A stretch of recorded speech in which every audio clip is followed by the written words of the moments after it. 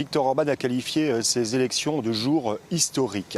Difficile pour les électeurs hongrois de faire abstraction de cette journée. Tout d'abord puisque ce scrutin pour les européennes où les Hongrois doivent élire 21 eurodéputés se double de différents scrutins locaux comme ici à Budapest où les électeurs sont appelés à renouveler la municipalité.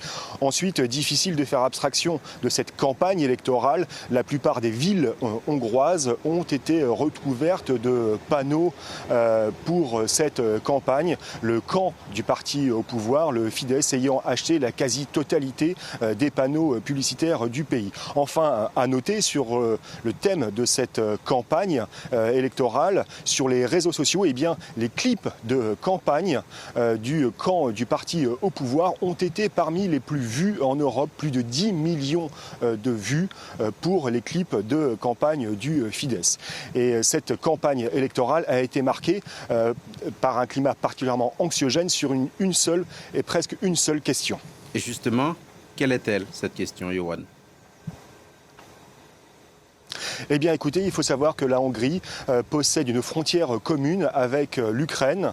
Et la Hongrie, et en Ukraine, il y a une minorité hongroise. Et le Premier ministre hongrois se pose depuis 2 ans en défenseur de cette minorité hongroise. Et le thème qui a totalement écrasé cette campagne ici en Hongrie, c'est celui de la guerre en Ukraine, oubliant quasiment toutes les autres questions.